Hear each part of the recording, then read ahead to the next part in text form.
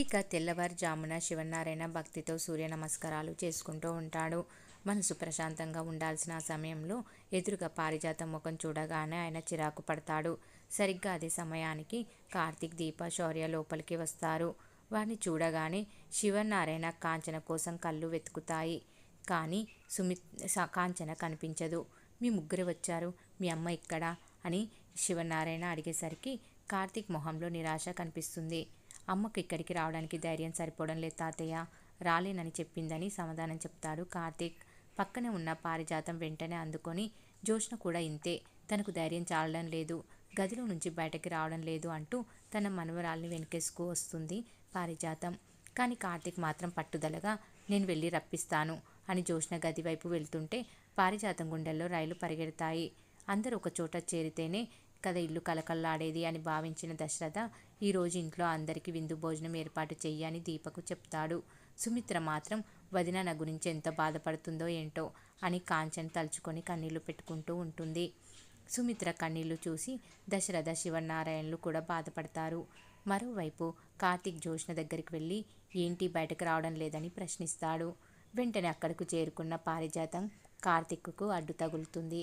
యజమానులు బయటకు వెళ్ళేటప్పుడు డ్రైవర్లు ఎదురు మాట్లాడకూడదు అంటూ కార్తీక్ను తక్కువ చేసి ప్రయత్నం చేస్తూ ఉంటుంది పారిజాతం.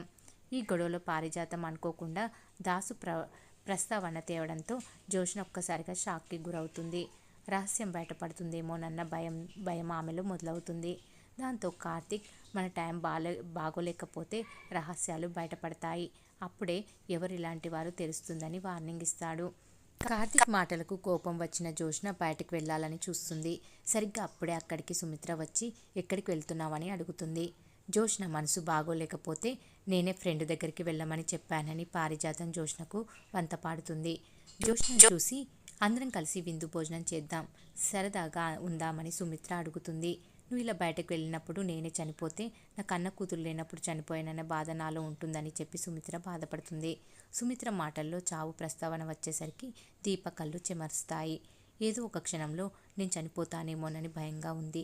నా కళ్ళు మూసే చివరి క్షణంలో నా కూతురు నా పక్కనే ఉండాలని సుమిత్ర ఆవేదనగా అన్నప్పుడే దీప గుండె తరుక్కుపోతుంది.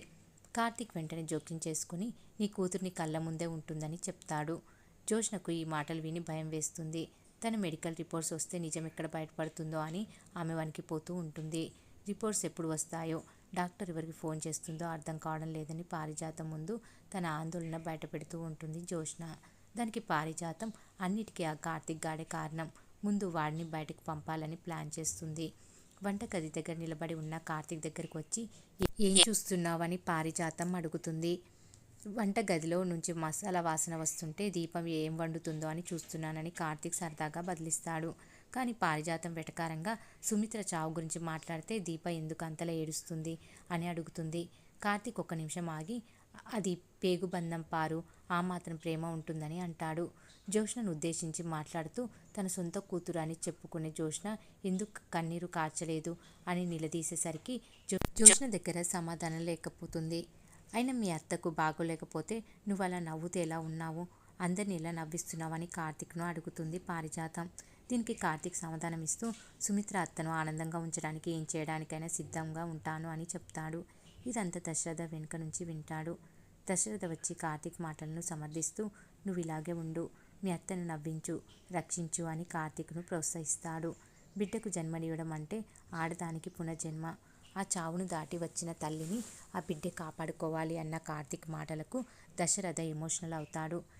ఏం జరిగినా నువ్వు అత్త కలిసే ఉంటారని దశరథకు కార్తీక్ ధైర్యాన్ని ఇస్తాడు. ఇక మరోవైపు రౌడీల చెరులో ఉన్న దాసు పరిస్థితి ఉత్కంఠగా మారింది. రౌడీలు అతనికి టిఫిన్ పెట్టడానికి కట్లు విప్పుతారు. అదే అదునుగా భావించిన దాసు అక్కడ కనిపిస్తున్న ఫోన్ను తీసుకుంటాడు. ఎలాగైనా కార్తీక్ సమాచారం ఇవ్వాలని ప్రయత్నిస్తుండగా రౌడీలు అతన్ని గమనిస్తారు. ఫోన్ లాక్కోవడానికి ప్రయత్నించగా దాసు తెగించి తన ముందున్న టిఫిన్ను రౌడీ ముఖం మీద కొట్టి అక్కడి నుంచి తప్పించుకున్నాడు.